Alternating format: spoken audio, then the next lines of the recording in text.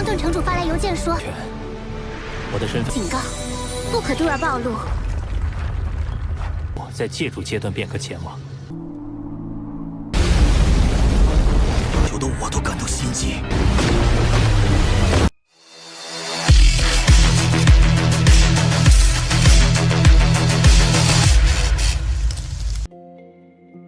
Halo semuanya, selamat datang di Ruang Sinema. Bagaimana kabar kalian semua? Semoga selalu sehat dan baik-baik saja.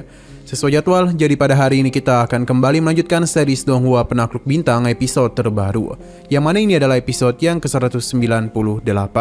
Bagi yang mau bergabung dengan series ini, kita sudah sediakan playlistnya.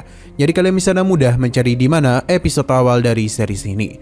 Namun sebelum kita mulai, lebih baik kita lihat dulu apa saja yang terjadi pada episode sebelumnya. Kemarin, guru besar telah memberikan semua yang sudah dia janjikan kepada Lao Feng. Karena bagaimanapun dia sekarang adalah murid ketiganya. Jadi bagi seorang guru, dia pun memberikan beberapa hal yang bisa membantunya. Meskipun guru besar sangatlah kuat, tapi dia tidak ingin para muridnya bersikap manja. Ia sudah memberikan segalanya. Jadi bisa atau tidaknya Lao Feng menjadi kuat, maka semua itu tergantung lagi kepada usahanya. Lao Feng paham dan akhirnya ia bersama Dan Putih pun pergi meninggalkan Lao Feng, yang sekarang sudah resmi menjadi penguasa dari Menara Bintang. Tetapi Lao Feng seketika saja terkejut setelah tahu apa yang terjadi kepada keluarganya. Ia pun bergegas memasuki alam semesta maya untuk mendatangi keluarganya. Ketika Shushin terus ditekan oleh Brolin, Lao Feng pun datang yang seketika saja membuat semua orang dari keluarga Rose terdiam. Lao Feng sangat marah karena mereka begitu berani kepadanya. Sekarang kita akan melanjutkan episode terbarunya. Kita dibawa kepada Lao Feng, di mana Clouseau sudah memberitahu Raja Xuanwu agar bisa waspada kepada Raja Tianzhen. Tapi sayang sekali kala itu dia sudah terkepung oleh ras iblis, yang membuat Raja Xuanwu pun harus mati. Setelah kejadian itu selesai, Clouseau menggunakan bentuk imutnya itu untuk melakukan investigasi kepada Raja Tianzhen. Ia juga telah mendapatkan informasi kalau kematian mendadak dari rekan-rekan Steam Raja Tianzhen satu persatu mulai dia ungkap. Dan itu tidak terjadi hanya dalam satu kali saja, namun sudah beberapa kali. Jadi kemungkinan semua itu sudah dia rencanakan. Hanya saja Raja Tianzhen begitu pintar dalam menutupi masalah, yang membuat semua orang percaya kepadanya. Lao Feng paham betul kalau Tianzhen sepertinya memang berniat untuk mendekatinya dan menipunya supaya nantinya ia dapat mengambil harta Lao Feng. Berhubung Tianzhen sudah memiliki niatan jahat kepadanya, maka Lao Feng tidak akan membiarkannya pergi. Xeno berpindah ke Menara Bintang, di mana Lao Feng dan Clouseau masih ada di sana. Mereka pun melakukan pencarian kepada manusia yang berada di tingkat Undying atau Immortal, di mana mereka tentu harus menemukan keberadaan Tianzhen. Dalam sekejap saja, Menara Bintang bisa menemukan total ada 356 Undying yang berada di dalam Menara Bintang. Namun sayang sekali, Tianzhen tidak berada di antara para Undying itu. Kemungkinan besar ia sudah pergi meninggalkan Menara Bintang. Lao Feng memintanya untuk mencari riwayat sejak kapan Tianzhen pergi dari Menara Bintang, yang ternyata itu terjadi pada 1800 tahun yang lalu. Clouseau penasaran apa yang akan dilakukan oleh tuannya, di mana Lao Feng akan bertanya kepada Xiao Huan, sebab dia pasti tahu di mana Tianzhen berada. Namun sebelum melakukan pencarian kepadanya, Lao Feng harus mempersiapkan diri agar balas dendamnya sempurna. Lao Feng berencana untuk menambah kekuatan lagi. Clouseau bingung mereka harus meminta bantuan kepada siapa. Namun Lao Feng masihlah belum memberitahu rencananya. Namun yang penting, perburuan besar akan segera dirinya mulai. Saat kemudian, Clouseau bersama dengan Lao Feng mulai melakukan pertarungan di mana mereka tengah berhadapan dengan para binatang iblis. Dalam pertarungan itu, iblis ini mencoba untuk menyerang jiwa Lao Feng. Tapi semua itu gagal total karena sekarang jiwanya dilindungi oleh kekuatan Dewa Binatang. Melihat sebuah celah, Lao Feng menggunakan segel bintang untuk menyerangnya. Tapi semua itu hanya ditertawakan oleh binatang ini saja, karena serangannya tidaklah dapat membunuh jiwanya. Sayang sekali dia terlalu meremehkan Lao Feng, karena dengan racun Peimo, dia telah mampu menghancurkan tubuh abadinya sebanyak 50%. Sosok ini pun mencoba melarikan diri, namun Lao Feng tidak akan membiarkan hal itu terjadi. Dengan sangat mudah, Lao Feng menahan pergerakannya dan berusaha untuk mengambil alih jiwanya, agar bisa dia jadikan budak. Sayang sekali, binatang ini menolak dan memilih untuk melarikan diri saja. Ledakan besar tersebut mampu ditahan oleh Lao Feng, sedangkan kedua bawahannya pun harus meninggoy.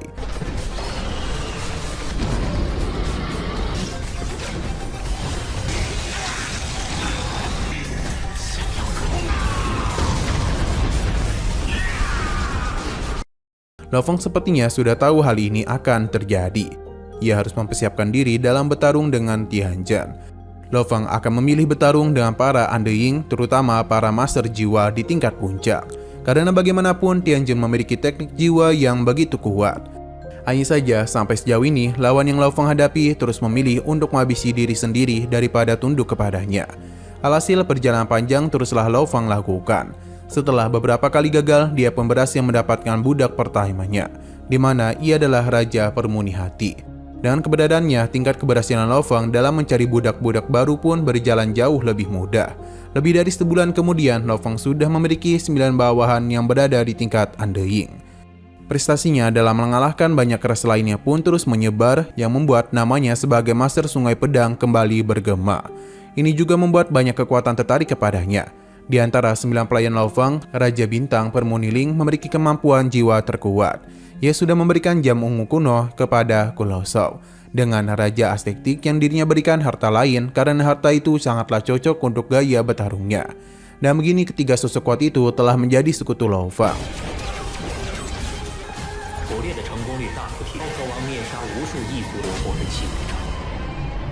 Perjalanan teruslah dirinya lakukan, karena dia harus menemukan keberadaan Tianjin. Hingga akhirnya Xiao Huan memberitahu kalau ia sudah menemukan titik di mana Tianjin berada. Ia tengah berada di penjara kembar paling berbahaya di medan perang ke-7. Tempat ini tidaklah sembarangan. Meskipun begitu, Lo Feng tidaklah takut dan memutuskan untuk pergi ke sana. Kita pun diperlihatkan kepada Tianjin yang tengah bersantuy. Ia tidaklah sendirian, namun ada juga bawahannya. Tianjin tidak menduga Yang atau Lo Feng kembali muncul. Tianjin pun seketika dikejutkan oleh kemunculan dari Pu Shiwang, Ling Xingwangshen, dan Hao Wang, yang mana kekuatan mereka tidaklah bisa diremehkan. Jadi daripada melakukan pertarungan dengan mereka, Tianjin memilih untuk pergi saja. Namun semua itu tidak akan pernah mereka biarkan, di mana pertarungan langsung saja terjadi. Kulo Shao pun telah menggunakan armornya, sedangkan Tianjin segera memanggil para budaknya untuk membantunya mengalahkan orang-orang itu. Pertarungan sengit pun terjadi di tempat tersebut, di mana para bawahan Lo Feng itu tidaklah bisa dianggap remeh. Tapi para bawahan Tianjin juga tidaklah bisa diremehkan, karena masing-masing dari mereka memiliki kekuatan yang cukup kuat untuk bisa mengimbangi serangan dari para bawahan Lo Feng. Hanya saja semua itu masihlah belum cukup kuat untuk mengalahkan Kulo Shao dan yang lainnya. Terlebih lagi kehadiran dari Fu Shiwang merupakan sebuah pembeda besar, karena dia itu mampu mengubah jalannya pertarungan dengan sangat mudah. Berbagai serangan sudah dirinya lancarkan yang membuat Tianjin kesulitan.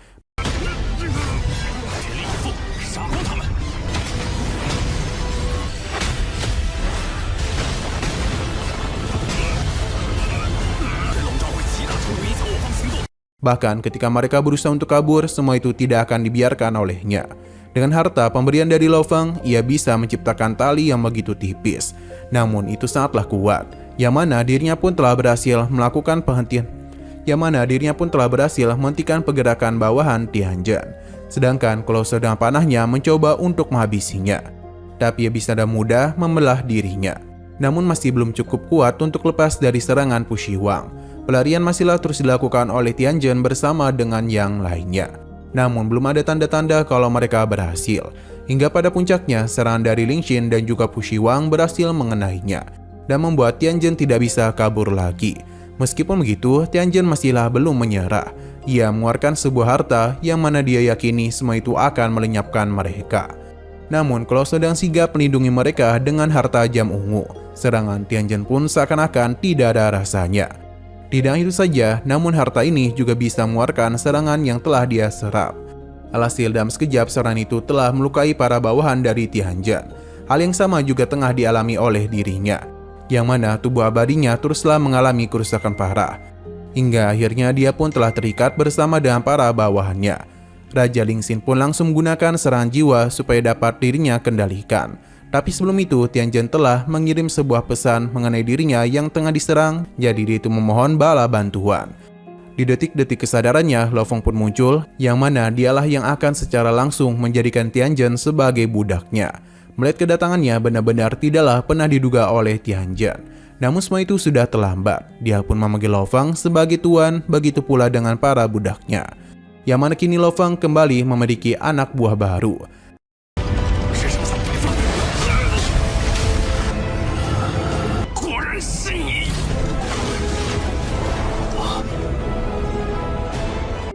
Hanya saja masalah belum selesai karena ada begitu banyak Undying yang telah datang di tempat itu.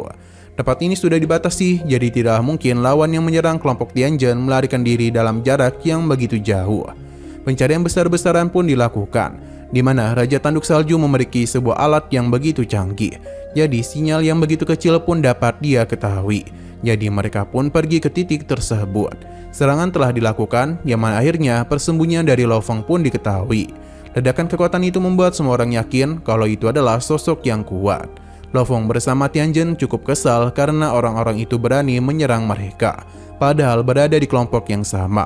Lo Feng memberitahu kalau dia sudah menyelamatkan Raja Tianjin, tapi malah diserang oleh mereka.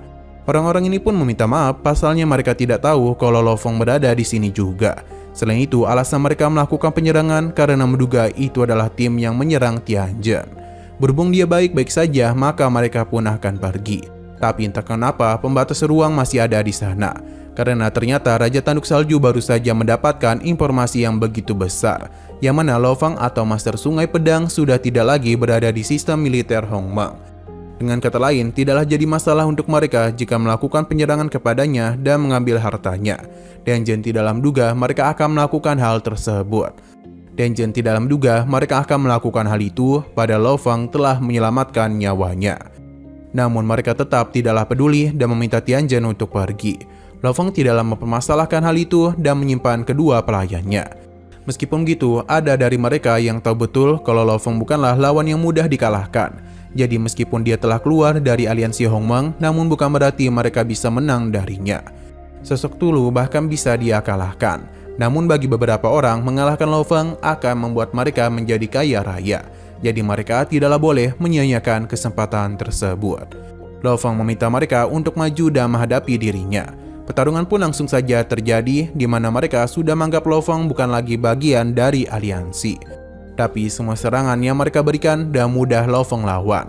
Dan sekarang merupakan gilirannya untuk melakukan serangan balasan. Lo Feng mulai melakukan serangan yang begitu indah dengan pedangnya.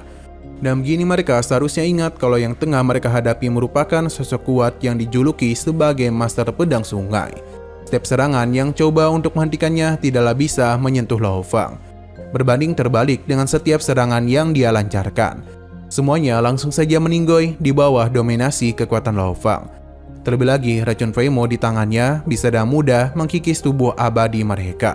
Lo Feng masihlah belum berhenti dan ingin segera menyelesaikan pertarungan itu.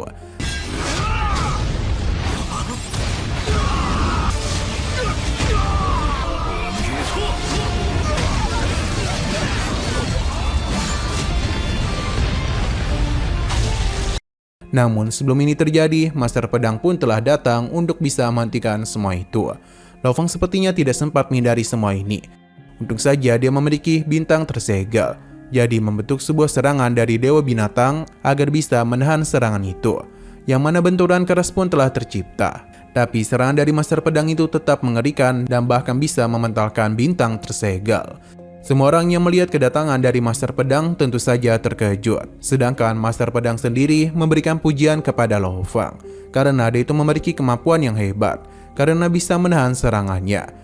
Kita pun diperlihatkan dengan sosok keren dari Master Pedang. Alih-alih takut, Lo Feng justru sangatlah bersemangat. Karena dia sudah cukup lama ingin bertarung dengannya. Di mana pertarungan dua sosok ini akan terjadi pada minggu depan. Pasalnya, episodenya pun harus bersambung dulu.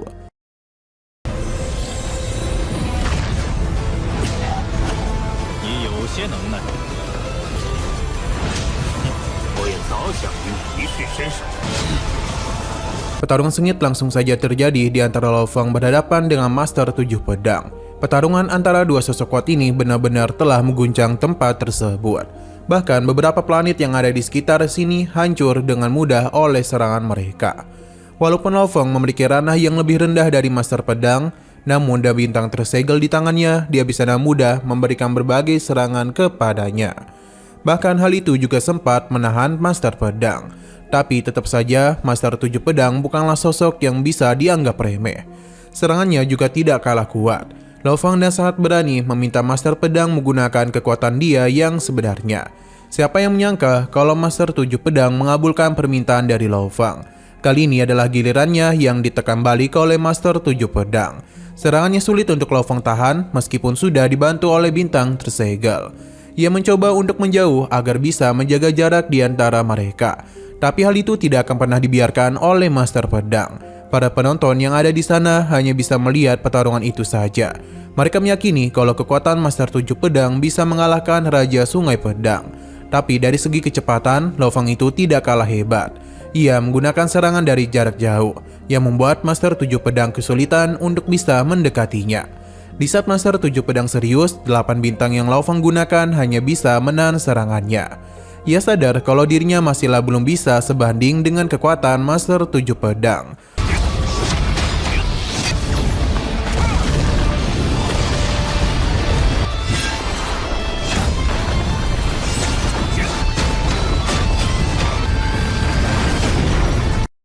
Lo Feng merasa senang bisa bertarung dengannya. Namun dia itu masihlah memiliki urusan, di mana sosok kera ini pun langsung saja Lo Feng serang dengan teknik cakar dewa binatang. Selain itu, bintang tersegel ini juga telah Lo Feng gabungkan dengan racun Peimo, yang mengakibatkan tubuh abadinya pun tak bisa dipulihkan. Alhasil, sosok ini pun meninggoy. Master Pedang memberikan pujian kepada Lo Feng, karena telah memaksa dirinya menggunakan pedangnya. Semua orang tidak menduga kalau Raja Cijian mengakui kekuatan Lo Feng. Mereka pun penasaran, pasti tidak akan ada yang bisa menandingi kecepatannya. Dengan begini maka tidak akan ada lagi yang berani membuat masalah dengan Lo Feng. Kabar tentang pertarungan ini pun telah menyebar kemana-mana, yang bahkan membuat rekan-rekan Lo Feng menjadi senang, sedangkan yang lainnya mulai berhati-hati kepadanya. Xia Huan senang karena pertarungan itu menyebar dengan sangat cepat. Sejak awal dia tahu kalau Yang atau Lo Feng bukanlah sosok sembarangan. Kembali kepada Lo Feng, yang mana ia bertemu dengan gurunya. Karena statusnya sebagai Master Sungai Pedang sudah terkenal, kali ini Lo Feng akan melakukan kultivasi sebagai Lo Feng. Ia juga berencana untuk melewati Ring Master dan juga Gunung Tongtian milik Yan Yuan. Setelah semua itu selesai, barulah Lo Feng memasuki aliansi Hongwang dengan namanya sendiri. Tidak berhenti sampai di situ saja, Lo Feng juga berencana untuk menaklukkan jembatan Tongtian ke-20. Mereka yang bisa mengalahkan tingkat 20 adalah sosok yang memahami teknik hukum, sebanding dengan Feng Manwudi. Jadi Lo Feng penasaran apakah dengan kekuatannya sekarang bisa menaklukkan lantai 20. Di sisi luar, teman-teman Lo Feng tahu kalau dia itu tengah menantang jembatan Tongtian. Siapa yang menduga kalau dia bisa mencapai lantai 20 dalam sekali jalan saja. Bahkan ia berada di level yang sama dengan Truyan. Rongjun tidak menduga kalau jarak di antara mereka dan Lo Feng masih terlalu jauh. Sedangkan bola menyarankan Rongjun untuk melampaui dirinya dulu, baru bisa mengejar Lo Feng. Mereka pun bersemangat untuk bisa mengejarnya. Kembali kepada Lo Feng yang diberitahu oleh Babata kalau penguasa kota meminta Lo Feng memasuki aliansi Hongmeng sebagai dirinya sendiri. Selain itu, ia juga harus tetap menjaga rahasia kalau dia merupakan Master Sungai Pedang. Lo Feng paham karena jika dia mengungkapkan identitasnya, maka ras alien akan menganggapnya sebagai ancaman. Dengan begitu mereka pasti akan menggunakan banyak sumber daya untuk bisa menghabisinya. Sebelumnya, guru besar telah memberikan 3 koordinat dari 3 plat logam. Satu lokasi bisa Lo Feng masuki selama fase awal itu. Demi bisa menangani kesulitan lainnya, maka Lo Feng memilih untuk mengumpulkan plat logam terlebih dahulu. Sebelum melakukan perjalanan, Lo Feng memutuskan untuk kembali ke bumi. Pasalnya, Xu Xin pasti sudah menunggunya. 混沌城主发来邮件说，我的身份警告，不可突然暴露。我在借助阶段便可前往。 Namun di tengah perjalanan terdapat sebuah pesawat imigran yang sedang mendekat, di mana sosok itu menganggap Lo Feng sebagai orang luar. Denjen tidak menduga orang-orang itu tidaklah mengenali Lo Feng yang merupakan penguasa dari bumi. Di sini Lo Feng langsung saja menerima pesan dari putranya mengenai tindakan apa saja yang dilakukan oleh para imigran itu. Mereka teruslah melanggar peraturan dan menindas para umat manusia bumi. Bahkan Lo Feng ini pernah dipenjara karena melakukan penyelidikan. Mendengar semua itu tentu saja membuatnya kesal. Sedangkan Lo Hai meminta adiknya untuk tidak membebani ayah mereka. Lo Feng yang kesal langsung saja keluar dari pesawatnya, di mana ia meminta untuk memberitahu siapa yang telah mengizinkan mereka melakukan hal itu. Ternyata terdapat begitu banyak pesawat yang telah melakukan pengepungan. Dengan begitu songong, keronco ini pun memberitahu kalau pertahanan bumi sudah diambil alih oleh kantor imigran. Tapi berdasarkan kontrak, penduduk bumi memiliki setengah kendali. Lo Feng pun tidaklah pernah menyangka selama dirinya pergi, ternyata para imigran ini sudah mulai melakukan yang tidak-tidak kepada bumi. Lo Feng langsung saja menghancurkan kapal-kapal itu yang membuat semua orang yang di dalamnya pun meninggoy. Sedangkan pria keronco ini tidak menduga dengan apa yang terjadi. Pasalnya yang dihadapi merupakan Lo Feng, penguasa bumi. Sosok ini pun dirinya habisi dengan sangat mudah.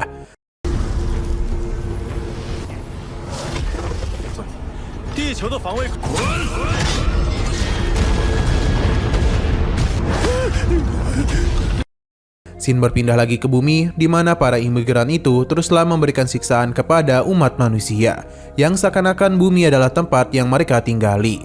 Orang-orang itu secara paksa mengambil tempat manusia, sampai akhirnya Lo Feng datang dan langsung saja memberikan hukuman kepada mereka. Kedatangan Lo Feng membuat umat manusia merasa senang. Lo Feng yakin betul kalau para imigran ini pasti terus melakukan penyiksaan kepada manusia, di saat dirinya tidak ada di bumi.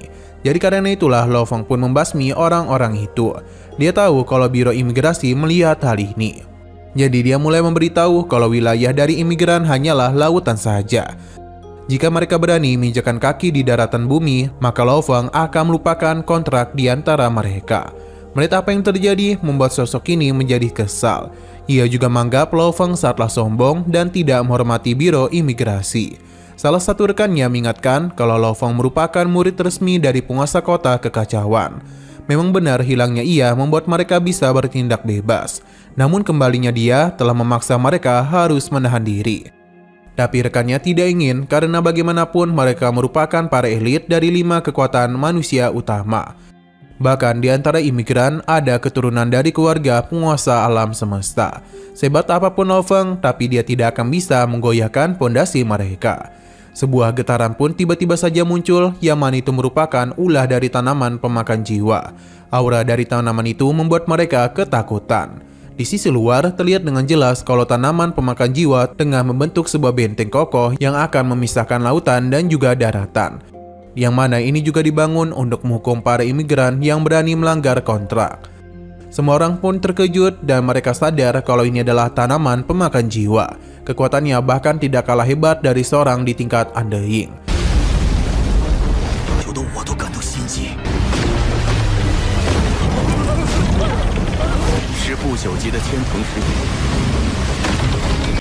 Lo Feng memberitahu kalau mulai sekarang para imigran luar bumi dan juga manusia bumi dilarang memasuki wilayah pihak lain. Mereka yang masih berada di wilayah lain diminta untuk segera kembali. Jika ada yang berani melanggar, maka akan langsung dia habisi. Umat manusia pun merasa begitu senang karena ini adalah kebebasan untuk mereka. Sedangkan para imigran pun begitu panik dan pergi. Para biro imigrasi merasa ini tidak adil, jadi dia hanya menganggap kalau perlakuan Lo Feng merupakan gertakan saja. Ia pasti tidak akan berani melakukan hal itu. Tapi rekannya baru menerima pesan kalau apa yang Lo Feng katakan merupakan perintah langsung dari penguasa kota kekacauan. Yang mana ini tentu saja membuat sosok itu semakin marah saja. Karena dia sadar kalau semua itu tidak adil untuk mereka. Namun sudah tidak ada lagi yang bisa mereka lakukan. Tidak ingin berdiam diri saja, sosok ini pun mulai mendekati tanaman pemakan jiwa dan bisa melihat kalau para pasukannya terus disiksa. Lo Feng muncul dan meminta mereka untuk tidak melewati batas. Karena jika tidak, mereka itu akan bernasib sama seperti orang-orang yang telah melakukan penyiksaan kepada umat manusia bumi. Ia tidak peduli jika kedua pria ini merupakan petinggi dari Biro Imigrasi. Perkataannya membuat sosok ini pun semakin marah. Tapi Lo Feng langsung saja mengeluarkan para pelayannya. Jika mereka tidak setuju dengan peraturannya, maka Lo Feng mempersilahkan mereka untuk segera pergi dari bumi. Rekan dari pria bersayap meminta maaf dan mulai sekarang mereka akan mematuhi peraturannya. Dengan perasaan yang kesal, pria ini pun segera menyusul rekannya. Sedangkan para imigran yang masih berada di daratan bergegas kembali ke lautan. Melihat semua itu membuat umat manusia merasa begitu senang karena kebebasan telah kembali ke tangan mereka. 天气，殿下，接力王言语无之手，还是死于我。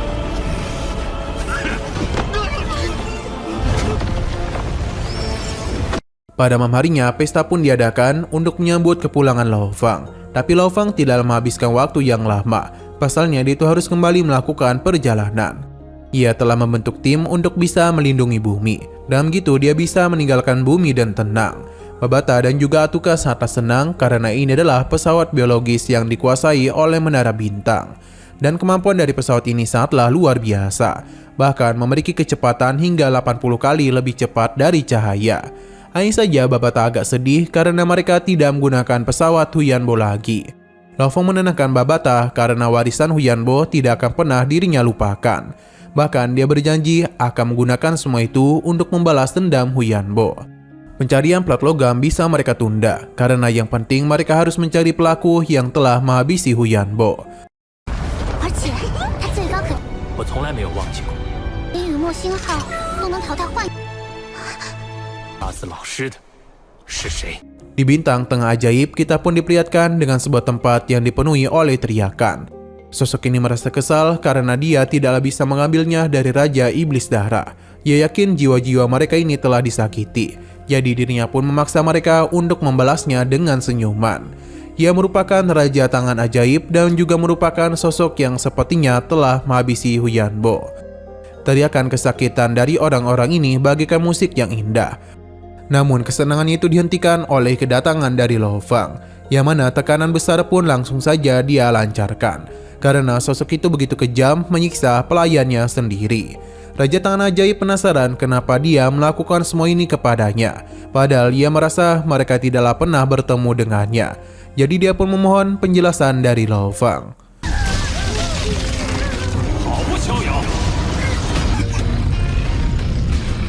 Nah, sayang sekali lagi seru-serunya, episodenya pun harus bersambung dulu. Namun sebelum kita akhiri, seperti biasa kita akan melihat preview bagian selanjutnya.